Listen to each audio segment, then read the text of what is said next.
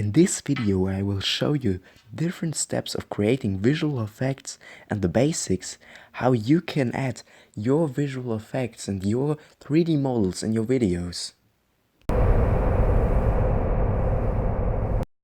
Before you can start putting visual effects into your video, first you have to create them in 3D, of course. For this video I will use the Vigilant Class Star Destroyer, which I created in my latest video. If you haven't seen it yet, then go and check it out by just clicking on the information card at the top right corner. In general, a 3D model like this is just out of many points in a room, where every single point has its own coordinates. And if you now connect them all together, you get a 3D model. If this is done, you already got a model, but it quite doesn't look good. This is because there is no color on it. And then we get to the point of shading and texturing. Shading is not more than just putting different materials on your object, so that plastic looks like plastic and stones look like stones. Texturing is pretty much the same, but it's a little bit different. Because by texturing, you take a texture or a color map and put it onto your object. And because of this, you have, for example, no control on the reflections of your object. So you need more maps or different maps. And for this, you got, for example, the rawness map. This is for controlling the reflection of your model or of your material. Of course, there are many other maps, but for this video it's enough. But if you want a video for this, then just leave a comment down below. And now we have our finished, cool looking 3D model.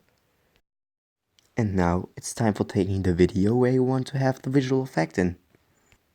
For this you have to know that it will be easier for you in the next step if you just rotate your camera, so moving it 2D, then running through your room, so moving it 3D. And now we get to our next step, tracking. Tracking is basically just taking points and follow them the whole video, so you get the real camera movement digital. And as I said, it's easier to track 2D than 3D because you only have to track the rotation of your camera and not the movement. When this is done, we get to our next step, which is building the scene in 3D and do the lighting. This step is very important because if you don't do that well, then you will see it in the end video. And we don't want this, so I will show you how to do it correctly. First, if you filmed in a room, you have to create the basic room in 3D. Have to measure every centimeter, but you should be right with the proportions.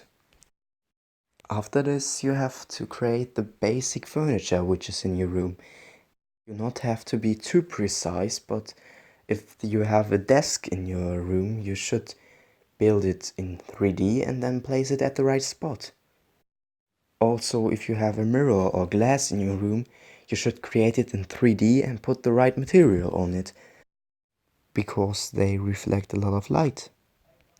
With the room done, you can start by adding the light which you have on the real video and put it at the right spot in the 3D scene. You also have to make sure that the light strength in the 3D scene matches with the real video. If this is done, you're ready to go to add your 3D model into your 3D scene. And for example, putting animation on it so it moves. When this is done, you only have to render it and then it's time for the next step. The next step is named Compositing. And it's basically just putting all your videos together to one video. So that at the end you have your finished video with all of your effects. Thanks for watching.